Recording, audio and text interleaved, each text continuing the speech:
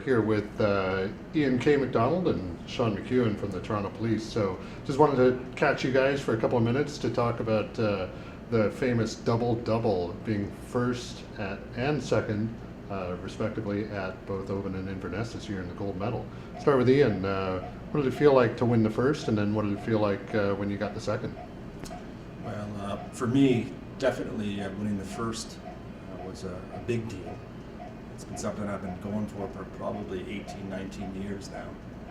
And, to be there with someone that I certainly like and admire, and now, of course, my leader. It meant a lot, though, and I mean that in being there with him. He looked after me the whole time. He gave me all the big rooms when we went to the houses we stayed at. And, I had the pick of the place, and it just happened to be going my way the whole way. And I couldn't have asked for any more, and I think that's probably why I was successful. And Sean, when you were second at Oban and then second again at Inverness, they say second is the hardest prize to get, but how did you feel about it? I felt great, to be honest, and to be second behind my buddy Ian here, who also, for me, growing up, was like a big brother and a mentor too, so that was really good for me. But I was really proud of him, and for me to just get in there, I mean, that was my first year getting second to the goal, so I was over the moon to get second the first time, and then to do it again. Well, I mean, I did say to Ian it would have been nice if he let me have one, but to get second behind Ian twice was a big accomplishment for me, but I was really proud for myself and for him to be able to do that. So what about your game plan for next year? Assuming you are going to get back to the gold medals at the Northern Meeting and Argyllshire Gathering, Sean, what's your game plan for next year? Do you think you're knocking on the door and looking forward to next year? I'm definitely looking forward till next competition season. I'm going to keep working hard at it and do my thing. There are a ton of great players and great people that get up on the boards, and I think once the stars align for you, that's when it's going to happen. And if it happens for me this year, great. I'm going to try my best and put my best tunes forward on the best pipe I can have. And if it goes my way, great. If not, well, it's the way it is, right? And what about the clasp and the senior Pembroke at Oban? Ian, any thoughts about that?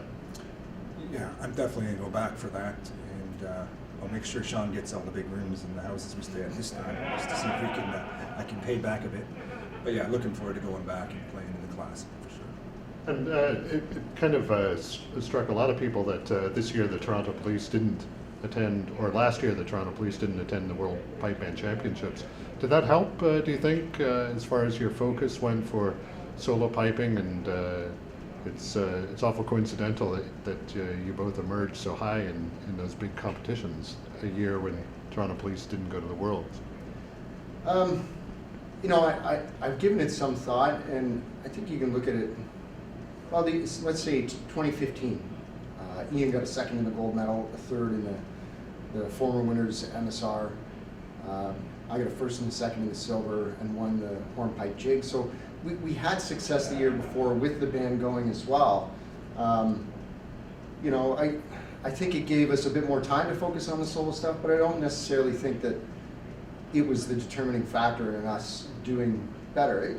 It helped maybe shift our focus a week or two sooner to really hammering the solo stuff out, but I don't think it made that big a difference. I think it's more coincidence than anything. And what about the band itself? How are you feeling this year about Toronto Police and what the band is up to? You've had some people join the band, and you're planning to get back to the Worlds this year. Yeah, we're heading back to the Worlds this year. A few new players on board, a lot of young guys coming through the ranks. Some good mitts in the band, some good heads. Really, everyone in this group is great. Really good people. They're all on board with doing the work and having fun doing it.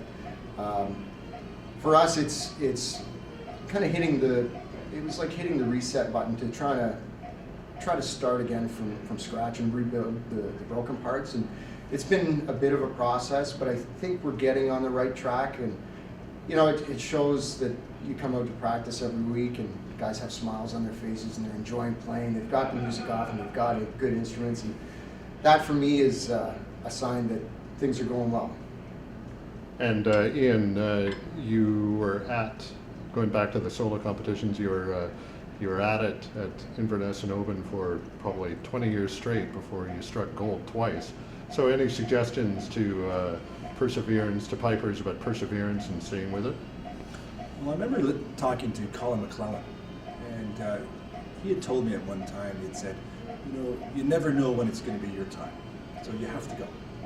And of course, for me, I think actually, rooming with Sean and Andrew Hayes and James McCaddy and Kylie Inbrai and James Troy, rooming with those guys for the last couple of years, that has been, I think, a big help to me, and I'm probably for them as well. Just bouncing tunes off one another and playing for one another, and I tell you, it's a lot of fun, and I think it really gets us set up for that contest. So I recommend that for everyone, and that's certainly what we're going to keep doing. It's been successful for us so far, and again, a lot of fun.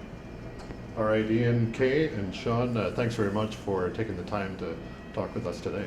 All the best. My pleasure.